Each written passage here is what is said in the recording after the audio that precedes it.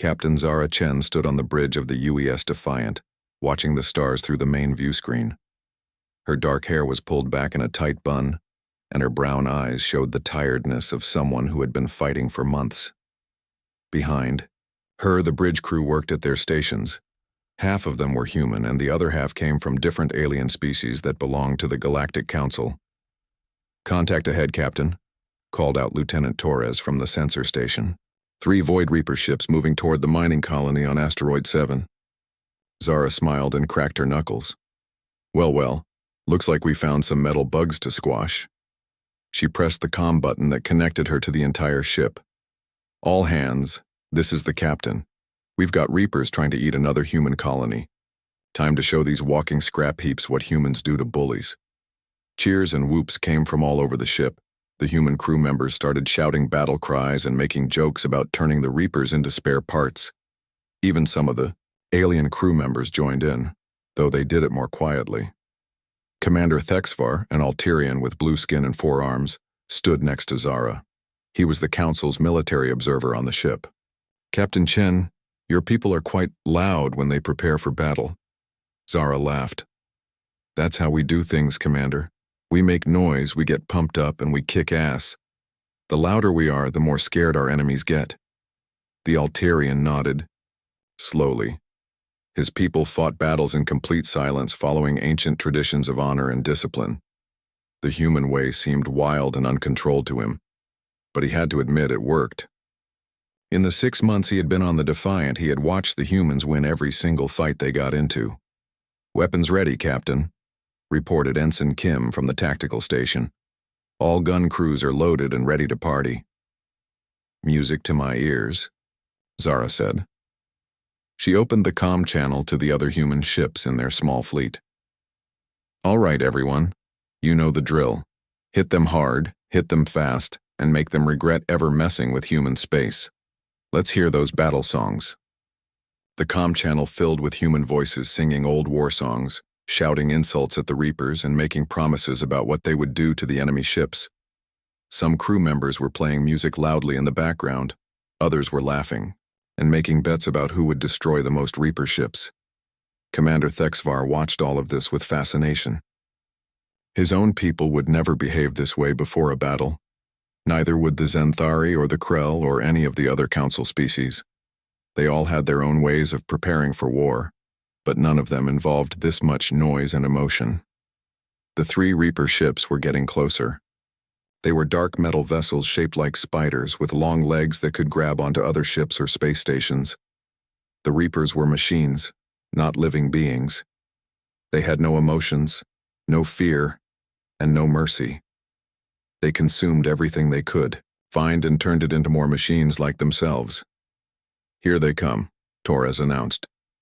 "Reapers are targeting the mining station. Estimated time until they reach it is 4 minutes. Zara stood up from her captain's chair.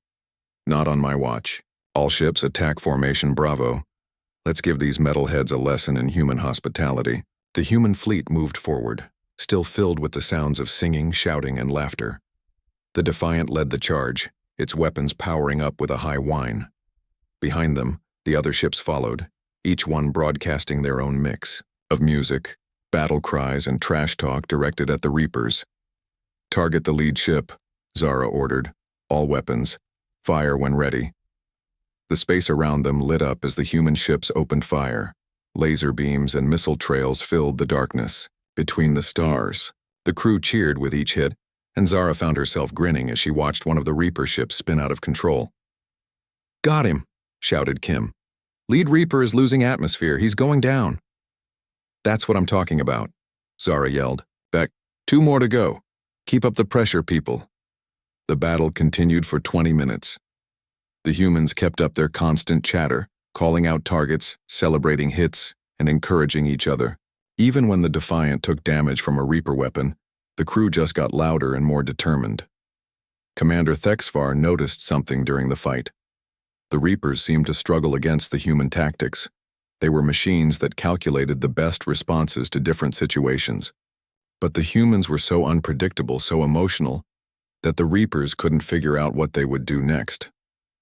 When one human ship pretended to retreat, only to spin around and ram a Reaper vessel. The mechanical enemy seemed confused. When another human captain started playing classical music while firing weapons, the Reaper targeting systems appeared to malfunction. "Last Reaper ship is running away," Torres reported. "Should we chase it down?" Zara thought for a moment. "Nah, let it go. It can tell its friends what happens when they mess with humans. Besides, we saved the mining station, and that's what matters." More cheers came from the crew. Someone started playing victory music over the ship's speakers. The other human ships were doing the same thing, turning the cold darkness of space into a celebration. "Captain," Commander Thexvar said, quietly, "may I ask you something?" "Sure, Commander, what's on your mind? Why do your people make so much noise during battle?"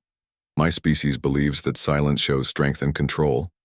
Zara looked at him for a moment, then smiled. "You know, Commander, I've never really thought about it. I guess it's just who we are. We're emotional beings. We get excited, we get scared, we get angry. Making noise helps us deal with all those feelings. It brings us together as a team." She paused and looked out at the stars. "Besides, our enemies expect us to be loud and crazy. It's become our reputation across the galaxy. Everyone knows that when humans show up for a fight, they're going to make a lot of noise and do unexpected things." The Altarian nodded. "It is certainly effective. The Reapers seem unable to predict your tactics." "Exactly," Zara said. "We're the wild cards of the galaxy. We don't follow the same rules as everyone else, and that makes us dangerous." As the human fleet moved away from the battle site, the celebration continued. Crew members shared stories about the fight, made jokes about the Reapers, and started planning for the next battle. The noise level never seemed to decrease. Commander Thexvar made notes in his report to the Council. The humans were loud, emotional, and seemingly chaotic. But they won their battles, protected their allies, and never gave up. Perhaps there was wisdom in their noise after all. He had no way of knowing that in just a few days everything would change. The humans would go silent, and the galaxy would never be the same again. 3 days later, everything changed. The emergency alert came through during the night shift. Captain Zara Chen was sleeping when Lieutenant Torres burst into her quarters without knocking. "Captain, you need to see this," Torres said, his face pale. "The Reapers just hit Kepler Prime." Zara sat up quickly, suddenly wide awake. Kepler Prime was one of the most important worlds in Council space. Over 50 million people lived there, including humans, Altarians, Zenthari, and dozens of other species. "How bad?" she asked, already reaching for her uniform. "Bad. Really bad. They came with everything they had, hundreds of ships.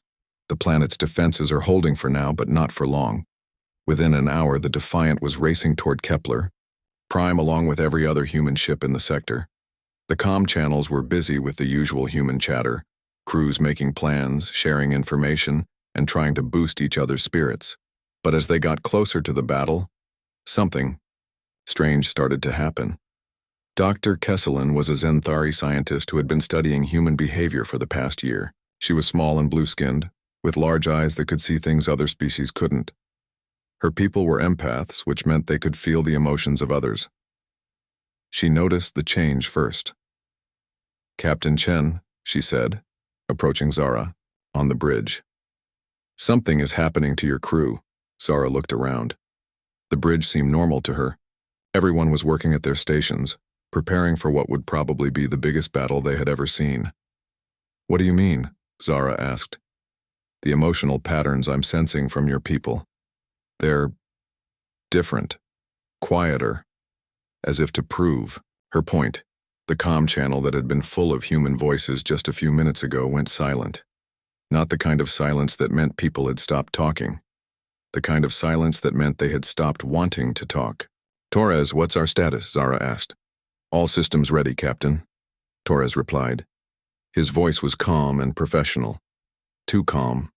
Usually, Torres would have made at least 3 jokes by now and asked if they could paint something funny on night. The missiles.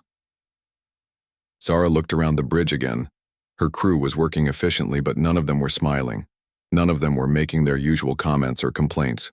They looked focused in a way she had never seen before. "Open a channel to the other ships in our fleet," she ordered. The comm channel opened, but instead of the usual mix of music, chatter, and battle cries, there was only the sound of data being transmitted. Navigation information, weapon status, reports, tactical updates, all delivered in flat, emotionless voices. Dr. Kesselin's large eyes went wide. "Captain, I can feel it spreading. Whatever is happening to your people, it's moving from ship to ship like a wave." Commander Thexvar had been watching the sensor displays, but now he turned to look at the humans on the bridge. "This is not normal behavior for your species." Zara felt it too, though she couldn't explain what it was. Something cold was settling into her mind. The excitement she usually felt before a big battle was gone. The nervousness, the jokes, the need to talk and plan and worry, all of it was fading away. Instead, she felt calm. Perfectly, completely calm. And in that calmness, she could think more clearly than she ever had before. "Tactical display," she said quietly. The main screen showed the battle around Kepler Prime. Hundreds of Reaper ships were attacking the planet's orbital defenses. Council ships from a dozen different species were fighting back, but they were outnumbered 3-1. "Analyze enemy formation patterns," Zara ordered. Ensign Kim worked at his station with the same cold efficiency that had taken over the rest of the crew. "Pattern analysis complete, Captain. The Reapers are using standard hive mind tactics. They're coordinating their attacks through a central command ship located here." He pointed to a spot on the display. "Time to target? 18 minutes at current speed." Zara nodded. In the past, she would have been giving speeches to her crew right now. She would have been pumping them up, making jokes to ease the tension, talking about how they were going to kick some Reaper ass. Instead, she just said, "Signal the fleet, attack Plan Omega." Attack Plan Omega was something they had practiced, but never used. It was a complex strategy that required perfect timing and coordination. It was also completely ruthless. Dr. Kesselin watched the humans work and felt a chill that had nothing to do with the ship's temperature. The emotional noise that usually surrounded human minds had vanished. They felt like predators now. Patient, calculating predators. "Captain," she said quietly, "may I ask what Attack Plan Omega involves?" Zara looked at her with eyes that seemed darker than they had been an hour ago. "Total elimination of enemy forces. No survivors." The Zenthari scientist stepped back. "But that's not how your people usually fight. Humans take prisoners. You try to minimize casualties." "That was before," Zara said simply. "The human fleet reached the battle zone exactly on schedule. The other Council forces were struggling against the Reaper ships, fighting defensively and trying to protect the civilian evacuation ships. The humans attacked differently. Instead of charging in with battle cries and chaotic tactics, they moved, like a single organism. Each ship knew exactly where it needed to be and what it needed to do. They flowed around the enemy formation like water, striking at weak points with surgical precision. The Reapers, who had learned to expect human unpredictability, suddenly found themselves facing an enemy they didn't recognize. The humans were still using human ships and human weapons, but their tactics were completely different. Within the first 10 minutes of the battle, the humans had destroyed 12 Reaper ships without losing a single vessel of their own. Commander Thexvar watched the tactical display with growing amazement and concern. "Captain, your fleet's efficiency has increased by over 300%. Zara didn't respond.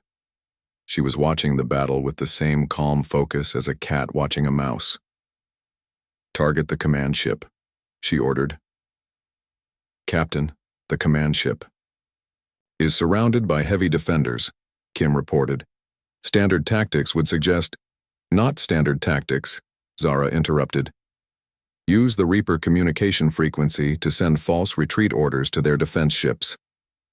Kim's fingers moved over his controls without hesitation. It was a war crime by Council standards, using enemy communications against them. But none of the humans seemed to care about Council standards anymore. The false orders worked. Half of the Reaper defenders moved away from the command ship, thinking they were responding to orders from their own leadership. The human fleet struck immediately, destroying the command ship and cutting off the hive mind's coordination. What followed wasn't a battle anymore. It was an execution. The remaining Reaper ships, now confused and unable to coordinate, were picked off one by the silent human fleet. No mercy was shown, no quarter was given. When Reaper ships tried to surrender, the humans destroyed them anyway. Dr. Kesselin sent an urgent message to the Council headquarters. The humans have changed. Something fundamental has shifted in their psychology. They're not the same species we allied with. I recommend immediate observation and evaluation. But the humans weren't done yet. Even after the last Reaper ship around Kepler Prime was destroyed, they didn't celebrate. They didn't cheer or make jokes or play victory music. Instead, Captain Sarachen opened a comm channel to the entire human fleet. "Set course for the Void Nebula," she said in a voice that was perfectly calm and perfectly cold. "We're going hunting." The emergency session of the Galactic Council was called 3 days after the Battle of Kepler Prime. Representatives from 47 different species gathered in the Great Chamber on Sanctuary Station, high above the neutral world of Nexus. Prime Ambassador Vorthak of the Hegemony stood at the central podium, his reptilian features showing unusual concern. Around him, the circular chamber buzzed with worried conversations in dozens of languages. "The session will come to order," Vorthak announced, his voice carrying across the chamber. "We are here to discuss the recent changes in human military behavior." A holographic display showed the aftermath of the Kepler Prime battle. Where there should have been Reaper ship debris, there was only empty space. The humans had been so thorough that they had collected and destroyed every piece of enemy wreckage. 3 days ago, humanity saved Kepler Prime, Vorthak continued. But the way they did it has raised serious concerns among the council members. Hi, Admiral Morden of the Krell Navy activated his speaking device.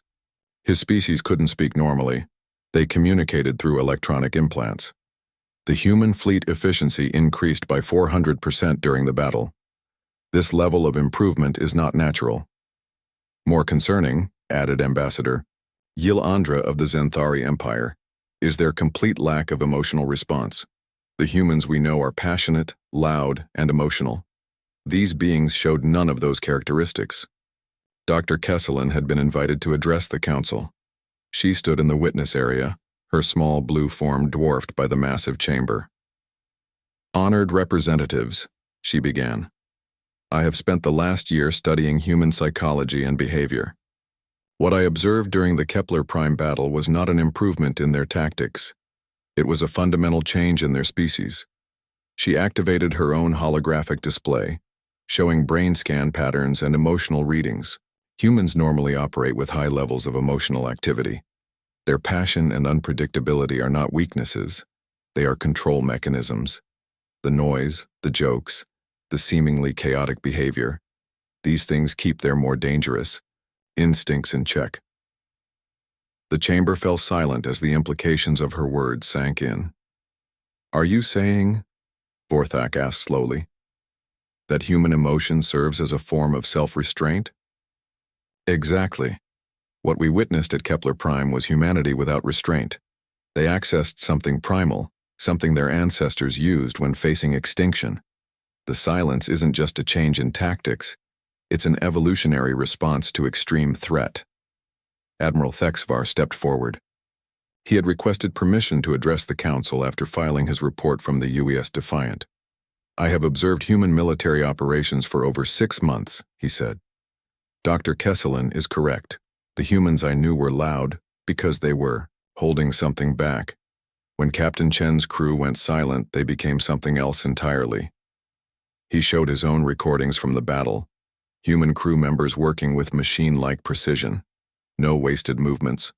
No unnecessary communication. No mercy. They used Reaper communication frequencies against them, Thexvar continued. "This violates 17 different council conventions on warfare. When I pointed this out to Captain Chen, she looked at me as if I had spoken in an ancient language she no longer understood." The chamber erupted in concerned voices. Several representatives stood to voice their objections. "Order!" Vorthak called. "Please let Admiral Thexvar finish his report." "The humans haven't stopped fighting. Thexvar said, and his words cut through the noise like a blade. After destroying every Reaper ship at Kepler Prime, they continued into deep space. Intelligence reports suggest they are hunting down Reaper forces across multiple star systems. That's good news, isn't it?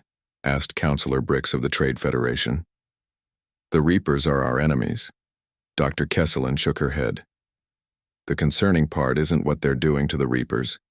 It's what they're planning after the Reapers are gone. She shared the emotional readings she had taken from human minds during their silent period. The data showed patterns of calculation, evaluation, and long-term planning. They're not just fighting the Reapers anymore. They're calculating, measuring every species they encounter. Every slight, every territorial dispute, every moment of aggression, it's all being recorded and prioritized. The chamber fell into a stunned silence. Ambassador Felnara of the Outer Rim Territories raised a tentacle. Are you suggesting that humanity is planning to attack council members? I'm suggesting that humanity is planning everything, Dr. Kesselin replied.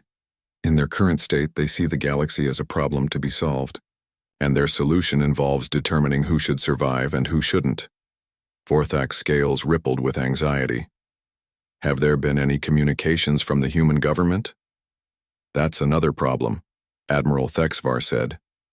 The human civilian government seems to have no control over their military forces. All decisions are being made by field commanders like Captain Chen. And what exactly is Captain Chen deciding? Asked High Admiral Morden.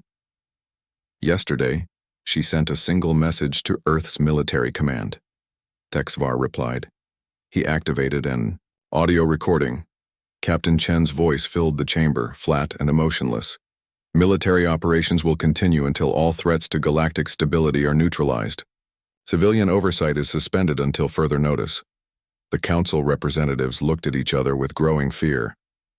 How many human military vessels are currently active? Vorthak asked. Over 3,000 ships, replied intelligence. Director Zixara of the Information Guild. They represent the most powerful single military force in council space, and they're all under the command of officers who have gone silent. Correct.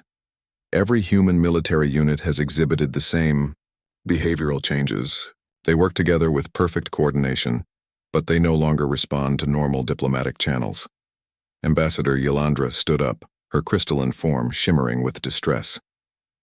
3 days ago, we celebrated humanity's passion because it meant they would never be cold enough to turn on their allies. But this silence, this is the efficiency of a machine combined with the cunning of an apex predator.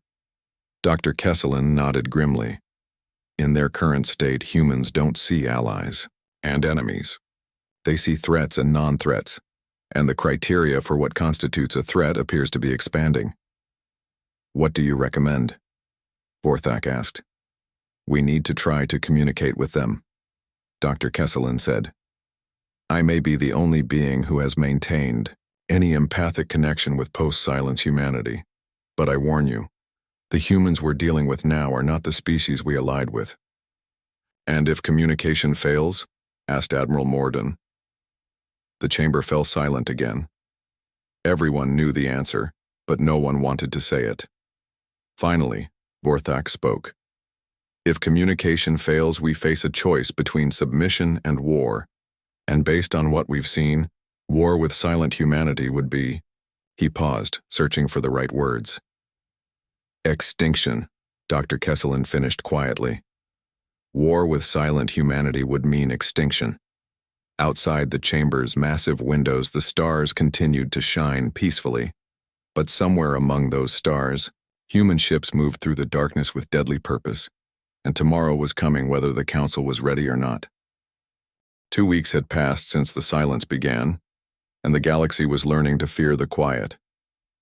Dr. Kesselin stood on the observation deck of the research vessel Harmony, watching distant explosions light up the starfield. The human fleet had moved beyond the Void Nebula and was systematically destroying every Reaper installation they could find. But calling it destruction was too simple. What the humans were doing was complete erasure. Status report from Sector 7, announced Lieutenant Commander Vale, a human officer who had remained with Dr. Kesselin's research team. Unlike the military crews, the science personnel hadn't been affected by the silence. Not yet. 3 more Reaper outposts eliminated, Vale continued, reading from his display. No survivors, no wreckage left behind. The humans are literally vaporizing everything. Dr. Kesselin nodded without taking her eyes off the distant flashes. Through her empathic abilities, she could feel the cold determination of the human fleet. It was like standing next to a frozen ocean, vast, deep, and completely without warmth. "Commander Vale," she said quietly, "have you heard from your family recently?" Vale's expression grew troubled. "No, actually. My wife works at Fleet Command on Luna. She usually sends me messages every few days, but—" He trailed off. "But she's gone silent too?" "All of them have. Every human in a position of authority or military responsibility. It's like they're all connected to the same mind now." Dr. Kesselin had been documenting this phenomenon. The silence was spreading through human society like a virus, but it only affected those in leadership positions or combat roles. Farmers, artists, teachers, and other civilians remained unchanged. It was as if humanity was carefully selecting who needed to become a predator. "Incoming transmission from the Council fleet," Vale announced. Admiral Thexavar's face appeared on the communication screen. Behind him, Dr. Kesselin could see the bridge of his flagship, which was keeping pace with the human fleet at a respectful distance. "Dr. Kesselin, we've received new intelligence that you need to see immediately." "What kind of intelligence?" "Human fleet movements. They're not just hunting Reapers anymore." The display showed a galactic map with red dots indicating human ship positions. Dr. Kesselin felt her heart skip a beat when she saw the pattern. Human ships were positioned at the borders of every major council member's territory, not inside their space, but right at the edge, watching and waiting. "When did this deployment begin?" she asked. 6 hours ago. The movement was so coordinated that every ship reached its position at exactly the same time. Dr. Kesselin studied the map more carefully. The positioning wasn't random. The humans had placed their strongest forces near the most militaristic council members, the Krell, the Hegemony, the Outer Rim territories. Smaller forces watched the more peaceful species like the Zenthari and the Trade Federation. They're evaluating threats, she realized. "That's what we thought too," Thexvar said, "but it gets worse. We intercepted a communication from Captain Chen to the human fleet commanders." "What did she say?" Thexvar's expression grew grim. The message was simple. Begin Phase 2 assessments. Determine compliance levels. Dr. Kesselin felt a chill run through her small frame. They're not just positioning themselves to watch. They're preparing to act. Act how? Before she could answer, another voice came over the communication system. It was Captain Chen herself, speaking on an open channel that reached every ship in the area.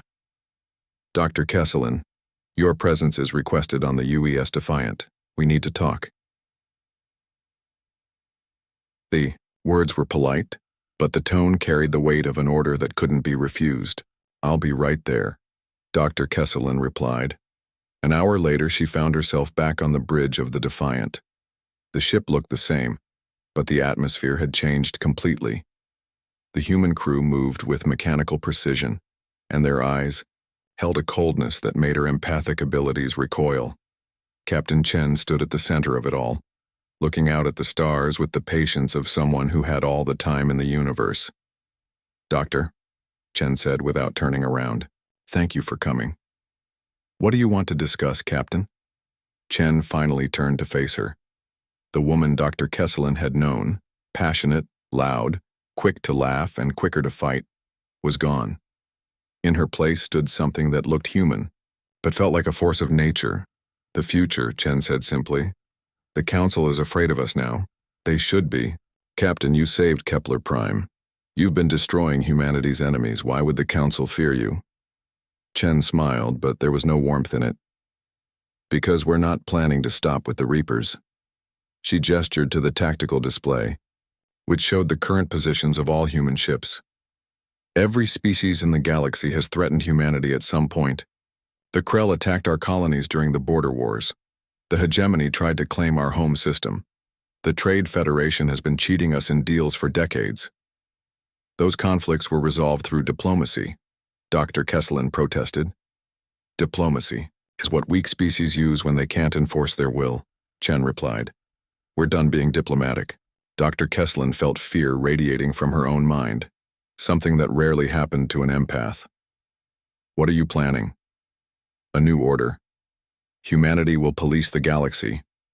We'll decide which species represent threats to stability. We'll control resource allocation and territorial disputes. In exchange, we'll protect all compliant species with the same efficiency we showed against the Reapers.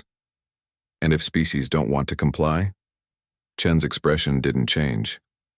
Then they'll join the Reapers in extinction. Dr. Kesselin took a step back. Captain, this isn't who you are. Humans don't conquer. You explore, you trade, you make friends. That was the old humanity, Chen said. The humanity that made noise and got emotional and let other species take advantage of us. We're done with that. The noise wasn't weakness, Dr. Kesselin said desperately. It was what made you human. It was what made the rest of us trust you. Trust is irrelevant. Compliance is what matters now. Chen moved to the communication station. Open a channel to the Council fleet. Channel open, Captain. Admiral Thexvar, Dr. Kesselin will be returning to your ship with a message for the Council. The message is simple. Tomorrow we decide who the prey is. Dr. Kesselin felt the full weight of those words through her empathic abilities. Chen wasn't making a threat. She was stating a fact. Captain, Dr. Kesselin said quietly, your people have a saying, don't they? When the predator stops roaring, the prey should start running. Chen nodded. My grandmother used to say that when I was a child. She was a wise woman. Tell the Council, Chen continued, that tomorrow we begin the real work. The children are done playing. The adults will take it from here. As Dr. Kesselin was escorted back to her shuttle, she looked back at the human crew one last time. They worked in perfect silence, preparing for whatever orders would come next. She realized with growing horror that this wasn't madness or corruption. This was evolution. Humanity was becoming exactly what the galaxy needed them to become. The ultimate predator. And tomorrow, everyone would find out what that meant. The emergency council session was called for dawn on Nexus Prime, but none of the representatives had slept. Dr. Kesselin's report had reached them 6 hours earlier, and the galaxy's most powerful leaders now faced a choice that would determine the future of every living being in known space. Ambassador Vorthak stood before the Great Assembly, his reptilian features showing exhaustion and fear. Around him, representatives from 47 species waited in tense silence. For the first time in Council history, every single member was present. We have received humanity's terms, Vorthak announced, his voice echoing in the vast chamber. Dr. Kesselin has delivered their message, and we must now decide how to respond. High Admiral Mordun of the Krell Navy stood first. His mechanical implants buzzed with agitation. This is unacceptable. No single species can dictate terms to the entire galaxy.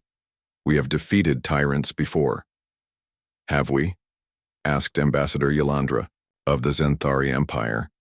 Her crystalline form pulsed with nervous energy. Have we ever faced anything like this? Dr. Kesselin was invited to address the Council one final time. She looked even smaller than before as she stood in the witness area, but her voice carried clearly through the chamber. Honored representatives, you need to understand what humanity has become. This isn't conquest in any traditional sense. They're not interested in ruling you the way past empires ruled their subjects. She activated a holographic display showing human fleet positions.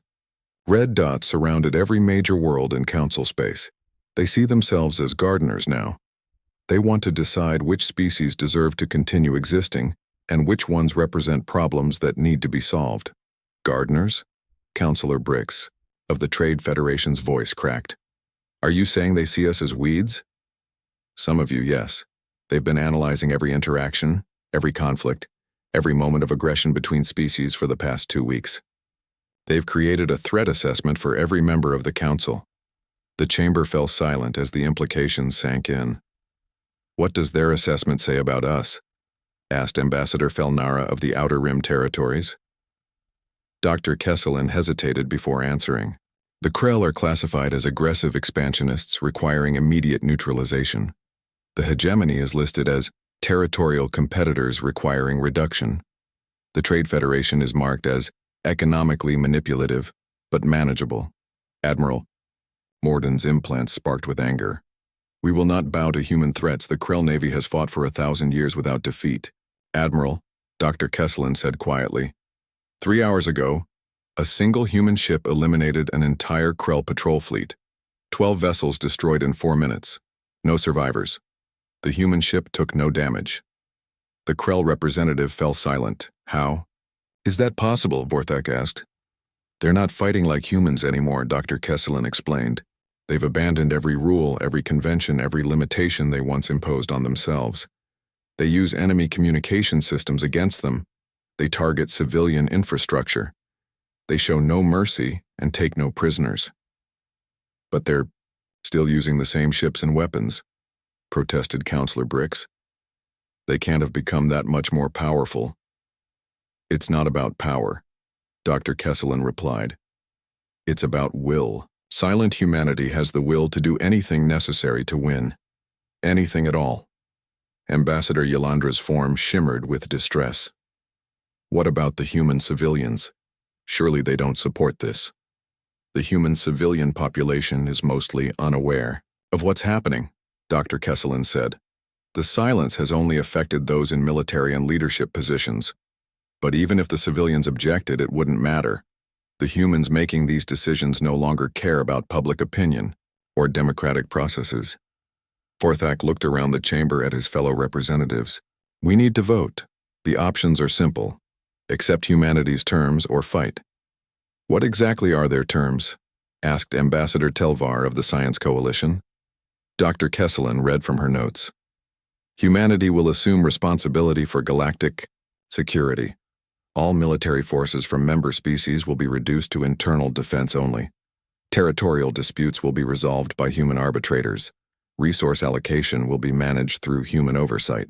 In exchange, compliant species will receive protection and stability.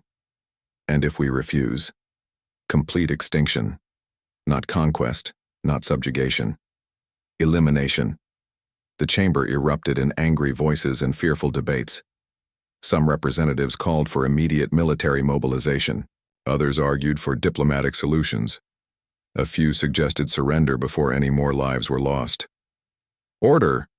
Vorthak shouted. "We must be rational about this." "Rational?" Admiral Morden's voice was bitter. "They're offering us slavery or death, and you want us to be rational?" "It's not slavery," Dr. Kesselin interjected. "From their perspective, it's protection. They genuinely believe they're saving the galaxy from itself. By destroying our freedom, by eliminating conflict. In their current state, humans see war and territorial disputes as inefficiencies that need to be corrected." Suddenly, every communication device in the chamber activated simultaneously. Captain Chen's voice filled the room, calm and patient. "Council representatives, this is Captain Zara Chen of the Human Fleet. You have been deliberating for 6 hours. We require your decision." Vorthak stepped forward. "Captain Chen, the Council requests more time to consider your proposal." "No more time will be given. You have 30 minutes to surrender unconditionally, or we will begin Phase 3 operations." "What are Phase 3 operations?" Vorthak asked. There was a pause before Chen answered. "The removal of non-compliant civilizations. Captain, please reconsider. There must be a way to resolve this peacefully." "Peace is what we're offering you. Submit to human authority, and there will be no more wars, no more territorial disputes, no more suffering caused by species fighting each other." Dr. Kesselin felt the cold certainty in Chen's mind through the communication link. The human captain truly believed she was offering salvation. "And if we refuse?" Vorthak asked, though he already knew the answer. "Then you will be classified as a threat to galactic stability and dealt with accordingly." The communication ended, leaving the chamber in stunned silence. Ambassador Ylandra was the first to speak. "We can't fight them. Dr. Kesselin is right. They've become something beyond our ability to defeat. So we just give up?" Admiral Mordun demanded. "We surrender our freedom without a fight?" "We surrender our freedom to keep our lives," Ylandra replied. "Perhaps future generations will find a way to restore balance." One by one, the representatives began to see the truth. This wasn't a negotiation or a diplomatic crisis. It was an evolutionary change in the galaxy's power structure. Vorthak called for the vote.